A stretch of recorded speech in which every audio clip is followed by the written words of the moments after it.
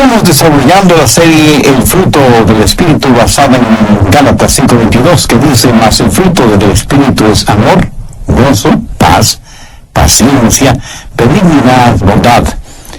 Todas estas son cualidades que encontramos en la vida del Señor Jesucristo. En la lista de Gálatas 5:22, la siguiente cualidad es fe, o como algunas versiones traducen correctamente, fidelidad. No solamente lo que creemos, sino cómo vivimos y qué es lo que hacemos como resultado de aquello que creemos. Durante toda mi vida yo soñaba con ir al Parque Nacional de Yellowstone, y hace algunos años atrás pude realizar ese sueño. ¿Saben lo que yo quería ver más que ninguna otra cosa en ese parque? Quería ver al famoso geyser conocido como el Viejo Fiel. Durante mi niñez y juventud había escuchado de él y quería ver ese majestuoso geyser, no solo en las postales, sino personalmente.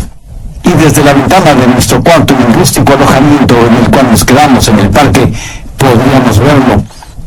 En ese parque hay muchos otros geyseres, y algunos de ellos tal vez sean más espectaculares que el Viejo Fiel, pero ninguno se le compara. ¿Por qué? Porque cada 65 minutos exactamente erupciona. Y uno puede ver esa gruesa columna de candente agua y vapor elevarse hasta casi 70 metros de altura.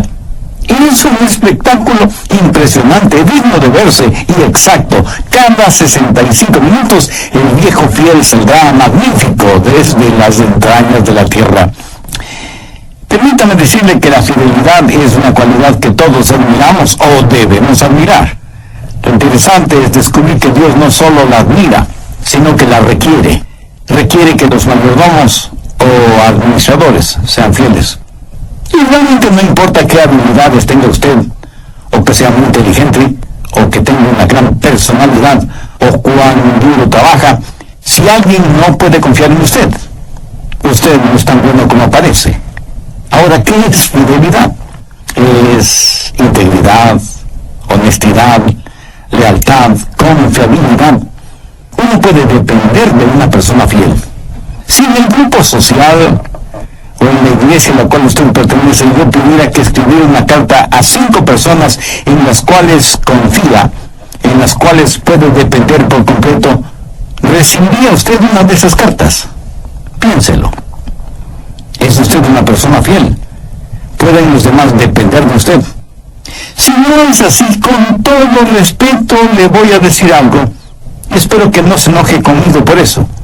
Si los demás no pueden confiar en usted, no pueden depender de usted, usted no es tan valioso como se imagina que es. Y esto es cierto para cualquier persona que carece de esta característica llamada fidelidad. La mayoría de personas no la tienen. Me sorprendió y francamente debo decir que me desilusionó el resultado de una encuesta realizada por la mundialmente conocida empresa Gallup, que se dedica a hacer estudios sociales y encuestas pertinentes. Una de esas encuestas revela que el 40% de los trabajadores llaman a sus trabajos para decir que están enfermos, sin que eso sea verdad. Otro porcentaje de empleados cobra por 8 horas de trabajo, cuando en realidad solo han trabajado 5. Otros tratan de estafar a los clientes vendiéndoles mercadería de inferior calidad, pero cobrándoles como mercadería de primera. Y eso, mi amigo, es solo un botón de la muestra, porque la lista es verdaderamente larga. Al final de la encuesta mencionada, el señor Gallup dice lo siguiente: como científico e investigador social, estimo que nuestro país está en una crisis de primera magnitud. Esta crisis no es política ni militar. Es una crisis espiritual y moral. Estamos enfrentando la crisis de la falta de integridad espiritual y moral en nuestra sociedad. ¿Es usted una persona fiel? Cuando usted esté frente al Señor Jesucristo, podrá Él decirle: bien, buen siervo fiel. Mire lo que dice Proverbios 25:19. Como diente roto y pie descoyuntado es la confianza en el prevaricador en tiempo de angustia. Ahora quiero que piense conmigo en las marcas, la motivación y los métodos de la fidelidad. Primero, las marcas de la fidelidad. ¿Dónde y cómo debemos ser fieles? Enfoquemos esto por lo menos en 5 áreas. Primero, debemos ser fieles a nuestra familia. Una y otra vez la Biblia habla de la fidelidad familiar. Si usted no es fiel en su hogar, usted no podrá ser fiel en ninguna otra parte. Un marido tiene que ser fiel a su mujer. Tiene que ser moralmente fiel, sexualmente fiel. La más grande marca de infidelidad es el adulterio. En Proverbios 6:32 leemos: el que comete adulterio es falto de entendimiento, corrompe su alma el que tal hace. Yo oro y anhelo que usted sea espiritual y moralmente fiel con su cónyuge. Pero escúcheme atentamente. Usted no tiene que ser físicamente infiel para que sea infiel a su cónyuge. Muchos hombres parece que estuvieran casados con su trabajo, o que tienen una aventura amorosa con los deportes, o la intimidad hogareña la han reemplazado con otras cosas, sus pasatiempos, los negocios, los amigos, etc. Todo esto puede alejar a un hombre de su esposa. La Marina de los Estados Unidos tiene como lema Semper Fidelis, que quiere decir siempre fiel. Esto necesita ser una verdad en nuestro corazón y en nuestra vida. He hablado con muchos jovencitos que los identificamos como jóvenes delincuentes. Hay un profundo abismo entre estos jóvenes y sus padres.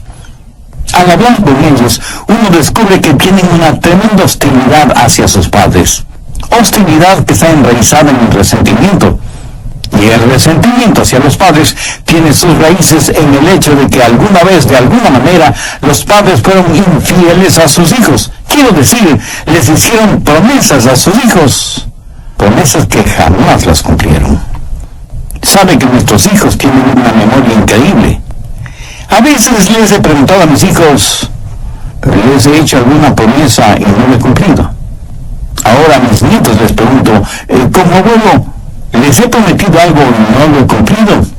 Y uno de mis nietos respondió, sí, abuelito, pero sabemos que no fue tu culpa. Los muchachos recuerdan cosas que quisiéramos que olviden y olvidan cosas que quisiéramos que recuerden. Bueno sería para muchos de nosotros el preguntar a quienes amamos: he sido fiel, he prometido algo y no lo he realizado.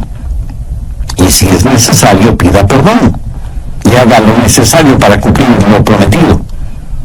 Hay muchas amarguras y resentimientos en el corazón de muchos jóvenes y jovencitas, y en muchos casos será usted, como padre o como madre, que ha sido infiel. Hay otra área en la cual necesitamos ser fieles: el dinero, las finanzas. Busque Lucas 16:10.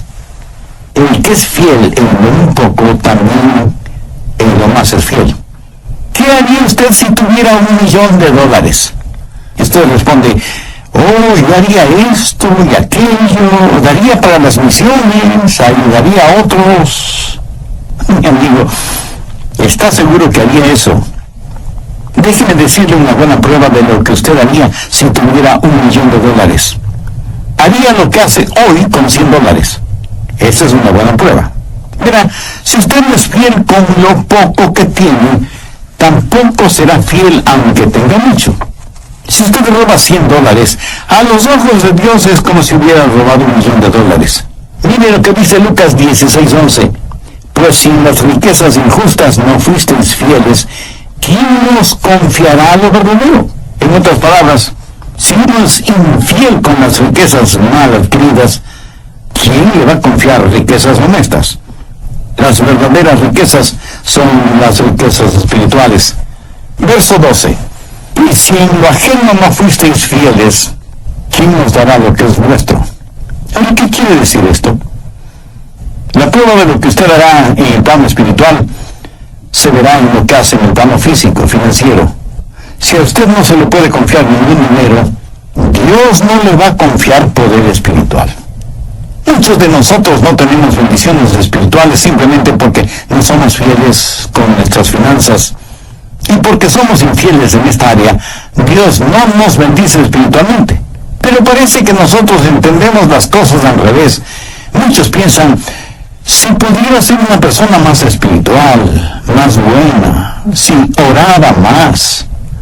si leyera más la Biblia y tendría más confianza en Dios, tendría prosperidad financiera. Eso lo escuchamos frecuentemente en la televisión. Pseudo predicadores nos bombardean con aquello de haga las paces con Dios y Él le bendecirá materialmente. Pero este pasaje de las Escrituras enseña lo opuesto. Si usted hace lo bueno con lo que tiene, Dios le bendecirá espiritualmente. Y no tiene que ser mucho. Acepte lo que Dios ha puesto en sus manos, lo que Dios le ha confiado, y será bendecido por Él. Recuerde que lo poco es mucho con la presencia de Dios, y lo mucho es nada sin la presencia de Dios.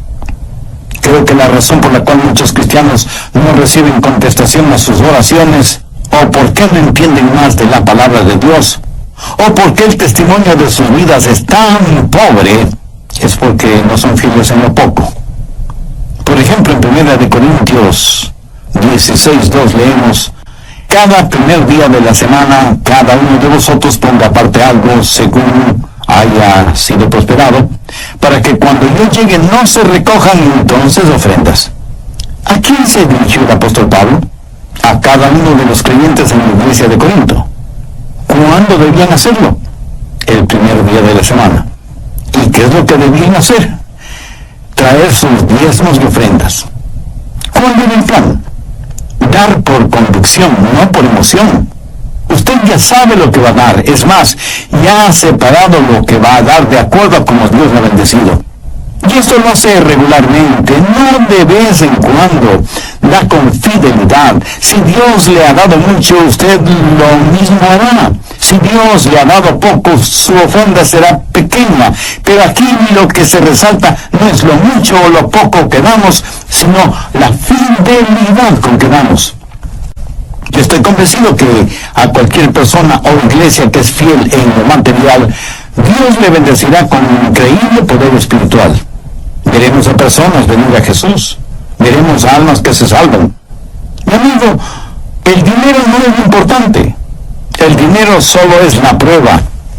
Si Dios no le puede confiar el dinero, Él no podrá confiarle en ninguna otra cosa. Necesitamos ser fieles con nuestra familia, con nuestras finanzas y con nuestros amigos. Proverbios 17:7 dice: en todo tiempo ama el amigo, y es como un hermano en tiempo de angustia. Hace algún tiempo un periódico inglés convocó a un concurso entre sus lectores para encontrar la mejor definición de amigo. Permítame leer algunas respuestas que recibieron una mención honorable. Amigo es alguien que multiplica tus alegrías y divide tus penas. Un amigo es alguien que entiende tu silencio. Excelente. Pero la colaboración que se llevó el primer premio es la siguiente. Un amigo es alguien que viene cuando todo el mundo se ha ido. ¿Qué le parece? ¿Tiene usted un amigo así? Sin que importe lo que usted haya hecho. Alguien hizo una paráfrasis de 1 Corintios 13 de la siguiente manera: la amistad es muy lenta para perder la paciencia. Siempre busca la manera de ser constructiva. No es posesiva, no está ansiosa de impresionar a los otros, ni atesora ideas superficiales acerca de su propia importancia. La amistad tiene buenas costumbres y no persigue ventajas egoístas a expensas de los demás. Por el contrario, se goza cuando la verdad prevalece. No conoce límites a su paciencia, ni término a su confianza, ni fracaso a su esperanza. Y esto dura para siempre. La verdadera amistad permanece cuando todo lo demás haya fallado. ¿Tiene usted un amigo así? ¿Es usted un amigo así? Necesitamos ser fieles con nuestras amistades. Necesitamos ser fieles en nuestra asistencia a la iglesia. En Romanos 12:5 leemos: todos somos miembros los unos de los otros. Cuando la iglesia se reúne y usted no está ahí siendo miembro, entonces, para el cuerpo, usted está ausente. Independientemente de lo que usted como miembro representa, si usted no está, el cuerpo está incompleto. En el cuerpo humano, sea que le falte un pedacito de dedo o todo el brazo, su cuerpo está incompleto. ¿Por qué debería ser diferente en el cuerpo espiritual? Hebreos 10:25 dice: no dejando de reuniros como algunos tienen por costumbre, A veces oigo a alguien decir, yo no tengo que ir a una iglesia para ser un creyente. Bueno, técnicamente es cierto, pero permítame decir algo al respecto. Yo dudaría del cristianismo de una persona que voluntaria y deliberadamente deja de reunirse en la iglesia con sus hermanos y hermanas en la fe. Por eso es casi una orden en que no debemos dejar de reunirnos. Y otros dicen, a mí no es suficiente el escuchar un mensaje en la radio, o ver algún predicador en la televisión, o leer un buen libro cristiano.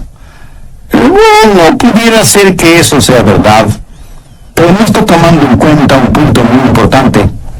Usted no va a la iglesia únicamente por lo que pueda recibir. Usted va a la iglesia por lo que pueda dar. Y aquí no estoy pensando en términos financieros ni económicos, sino exclusivamente espirituales. Veamos Hebreos 10:25 en su totalidad. No dejando de reuniros como algunos tienen por costumbre, sino exhortándoos. Y tanto más cuando veis que aquel día se acerca. Yo no tengo que hacer énfasis ni explicar que estamos viviendo en días peligrosos y engañadores. Por eso nos debemos los unos a los otros una fidelidad bien entendida, aunque no le expliquemos con palabras. ¿Han notado cuán fieles podemos ser en cosas pasajeras, superficiales, que no dejan ningún beneficio de inventario? A veces somos más fieles seguidores de nuestros equipos deportivos favoritos que lo que somos a la iglesia que pertenecemos. En el libro de récords de Guinness está el nombre de un hombre que fielmente ha asistido a todos los campeonatos mundiales de fútbol, soccer, en cualquier país en que se haya celebrado. Pero cuando la esposa e hijos pueden ir de vacaciones a la playa, o a la montaña, o a la selva, surgen mil problemas y dificultades, algunos ciertos, otros inventados. ¿Cuál es su disculpa para su falta de fidelidad hacia Dios? ¿Qué quiere decir con eso de que no tiene tiempo? ¿Sabe lo que le dice a su pastor la presencia suya en la iglesia? Le dice tres cosas muy importantes, aunque usted no se dé cuenta de su importancia. Le dice en primer lugar que Dios es importante para usted. En segundo lugar, le dice que Él, como pastor, es importante para usted. Y en tercer lugar, le dice a los demás que ellos son importantes para usted. Por eso necesitamos ser fieles en nuestro compañerismo, en nuestra comunión. Somos miembros los unos de los otros. Todo lo que mencionamos son marcas de nuestra fidelidad y necesitamos ser fieles en nuestra fe. Esto es, ser fieles a la palabra de Dios. He sabido de personas que toman la Biblia, la despedazan o se burlan de ella, o la someten a una minuciosa disección. Tenemos a algunos teólogos, y como usted seguramente sabe, la palabra teos significa Dios. Así que un teólogo es una persona que se supone conoce la palabra de Dios. Yo personalmente no sé por qué se llaman teólogos y no creen en la palabra de Dios. Para mí eso significa que no conocen a Dios. Sin embargo, tienen el atrevimiento de autonombrarse críticos y jueces de la palabra de Dios. Si no conocen al Dios de la palabra, ¿qué autoridad espiritual, moral o ética tienen para juzgar la palabra de Dios? La Biblia enseña claramente que no debemos juzgar la palabra de Dios. Es la palabra de Dios la que nos juzga a nosotros.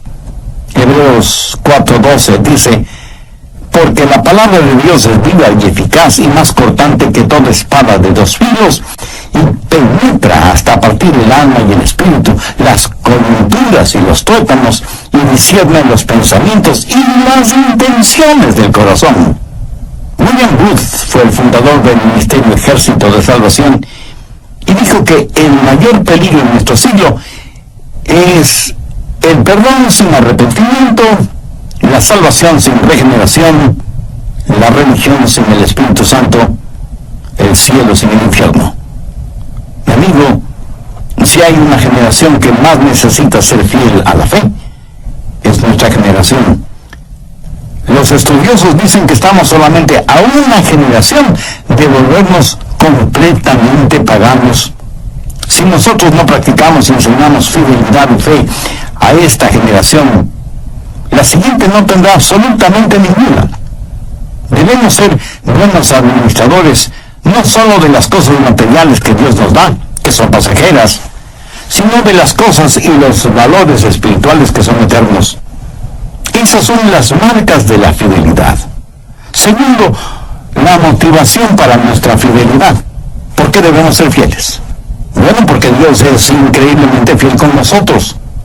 ¿Alguna vez usted ha pensado en la fidelidad de Dios? Quiero decir, ¿en qué áreas de su vida Dios no le ha sido fiel? ¿Ha notado la extraordinaria promesa que encontramos en 1 de Juan 1:9? Si confesamos nuestros pecados, Él es fiel y justo para perdonar nuestros pecados y limpiarnos de toda maldad.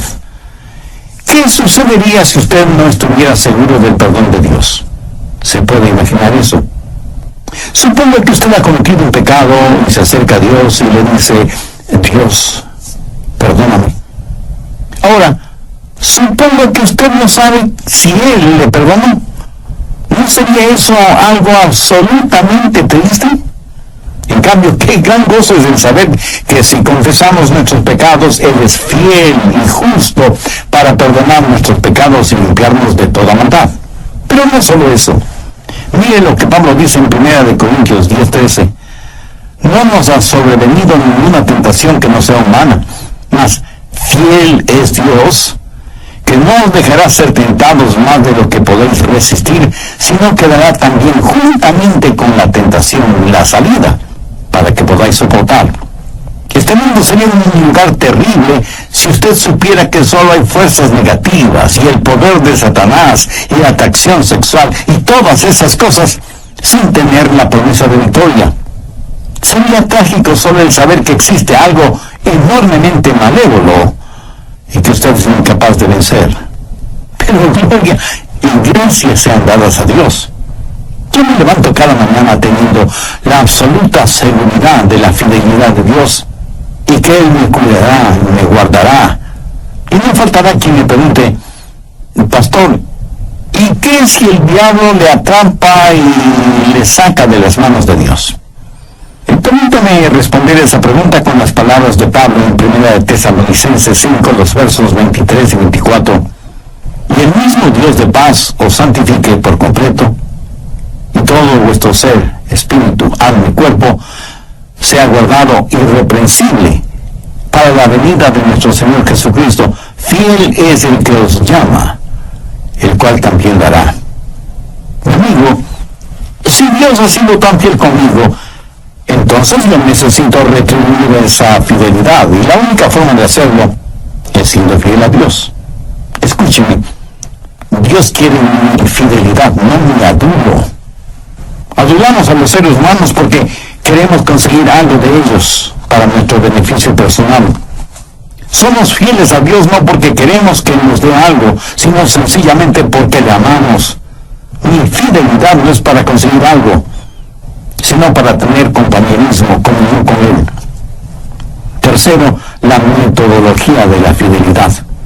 ¿Cómo podemos ser fieles? Bueno, primero siendo fieles en las cosas pequeñas. Pues vamos a Lucas 16:10.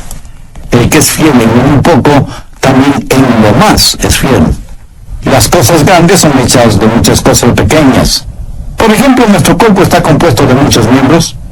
Esos miembros a la vez están compuestos de células, y las células están compuestas o formadas por moléculas, y la estructura molecular tiene una estructura atómica. ¿Piensa que ahí termina esa cadena? No. La estructura atómica contiene diminutas partículas que pueden ser divididas. ¿Lo entiende? Todo lo que es grande está compuesto de cosas pequeñas. Aún el vasto océano no es más que un conjunto gigantesco de gotas de agua. Ahora piense en las épocas, en las edades, en las centurias. El milenio está compuesto de siglos.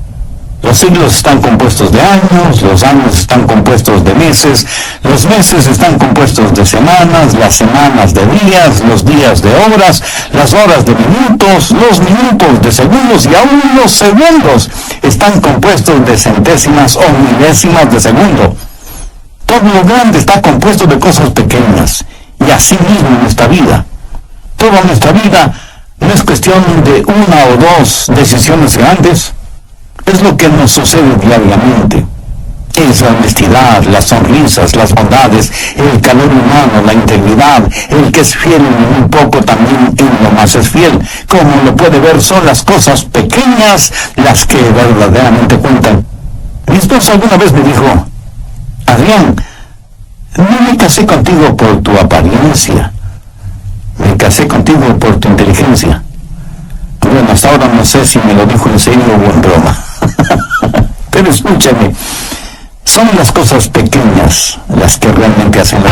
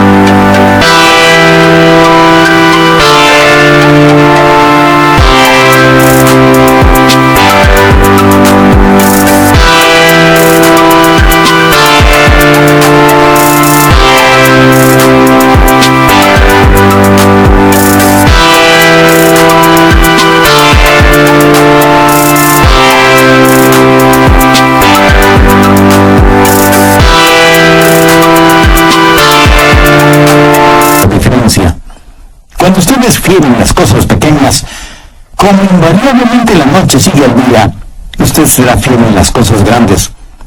Porque la única manera de tener cosas grandes es por medio de las cosas pequeñas. Piensa en David, el hombre conforme al corazón de Dios. Antes de que David fuera rey, él fue pastor. Cuidaba los rebaños de su padre antes de poder cuidar toda una nación. Antes de matar a Goliat, había matado a un oso y a un león. Y porque él fue fiel en las cosas pequeñas, él pudo ser fiel en las cosas grandes. Un gran evangelista de épocas pasadas solía decir: la regla que gobierna mi vida es esta: cualquier cosa que oscurece mi visión de Cristo, o que me quite el deseo de estudiar la Biblia, o que invada mi vida de oración, o que haga difícil mi labor cristiana, es negativa para mí, y por lo tanto, como cristiano, debo huir de eso. Padres, ¿saben lo que necesitan saber? No mande a sus hijos a la iglesia. Vaya usted con ellos a la iglesia. El domingo no les dé dinero para la ofrenda. Enséñeles a que usen del dinero que usted les da semanalmente. Que aprendan a diezmar y ofrendar con lo que ya es de ellos. Por pequeña que sea la ofrenda de ellos ahora, cuando sean profesionales, no tendrán ningún problema dando en grande. Enséñeles a ser fieles en las cosas pequeñas y le aseguro que ellos serán fieles en las cosas grandes. Pero hay algo más: sea fiel en las cosas secretas. Lo que usted es en la oscuridad, nadie más, excepto Dios, lo sabe. Ahora escúcheme bien: lo que usted es a solas, eso es lo que usted es. Déjeme darle una prueba para descubrir su carácter.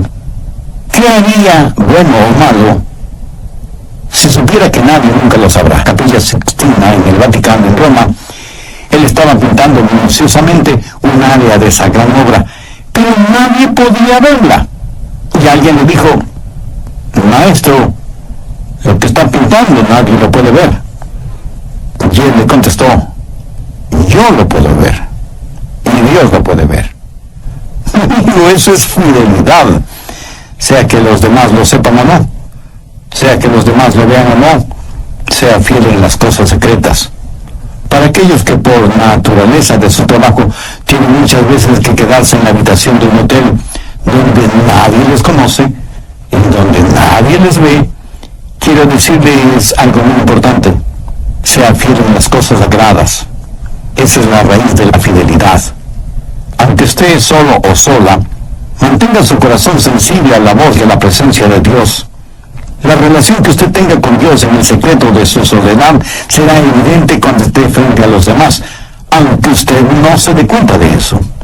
En 2 Timoteo 4, los versos del 6 al 8, tenemos el extraordinario consejo que Pablo le dio a su hijo espiritual, el joven Timoteo. Y le dice, porque yo ya estoy para ser sacrificado y el tiempo de mi partida está cercano. He peleado la buena batalla, he acabado la carrera, he guardado la fe. Por lo demás me está guardada la corona de justicia, la cual me dará el Señor juez justo en aquel día, y no solo a mí, sino también a todos los que aman su venida. Pablo está en prisión esperando ser ejecutado. Con mi imaginación puedo ver a ese anciano apóstol firmando esta carta a Timoteo. Viene un soldado romano y con un dejo de tristeza en su voz le dice, Pablo, ha llegado el momento de tu ejecución y van a decapitarte. Pablo da un profundo suspiro, toma su viejo manto, se lo pone sobre los hombros y con gozo dice, estoy listo. Y encorvado y vacilante en su caminar sigue el soldado. Pablo, que había sobrevivido a apedreamientos, naufragios, latigazos y torturas, se dirige hacia el verdugo que le cortará la cabeza. Lo interesante es que mientras caminaban, el soldado romano le preguntó, Pablo, ¿estás tarareando una música? Y Pablo responde, oh, perdón, no me di cuenta que estaba tarareando en voz alta.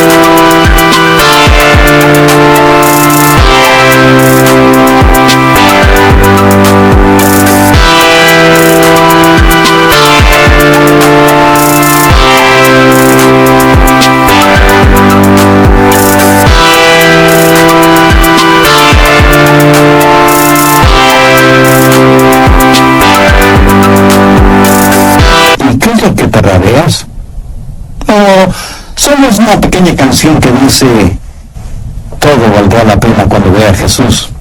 Y el soldado sorprendido o admirado le dice, Pablo, ¿sabes que eres un individuo extraño? ¿Acaso no tienes miedo de morir?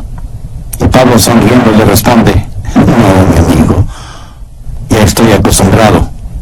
¿Que ya estás acostumbrado? ¿Y qué quieres decir con eso? Simplemente que muera a diario. El soldado dice, pues ahora te entiendo menos. Y llegan a donde está el verdugo, hacen que Pablo se arrodille y ponen su cabeza sobre un grueso tronco de madera cubierto con sangre seca. Sabían de que otros antes habían sido decapitados. Y el guardia le pregunta, Pablo, ¿quieres decir algunas palabras finales? Y Pablo dice, sí, Jesucristo es el Señor. El verdugo deja caer con fuerza su gigantesca hacha. Hay un sonido seco y la cabeza del apóstol rueda por el suelo. La siguiente escena me la imagino en el cielo. Pablo, mirando el rostro de Jesucristo, le dice, Señor Jesús, yo no fui importante, ni influyente, ni rico. De hecho, ni siquiera soy atractivo. No tengo una voz carismática, ni una personalidad agradable, pero Señor, he peleado una buena batalla, he acabado la carrera, he guardado la fe. Es casi imposible imaginarme lo que Jesús le habrá dicho al apóstol, pero de algo sí estoy absolutamente seguro. Le habrá dicho, bien, buen siervo y fiel, sobre poco has sido fiel, sobre mucho te pondré, entra en el gozo de tu Señor. ¿Sabe por qué Pablo fue un cristiano extraordinario? Porque fue fiel en su fe, y su fidelidad le costó la vida. ¿Sabe lo que quiero para mi propia vida? Quiero terminar mi carrera. Quiero terminar mi carrera con gozo. ¿Y sabe lo que yo quisiera para cada uno de mis amigos que me escuchan por intermedio de este programa?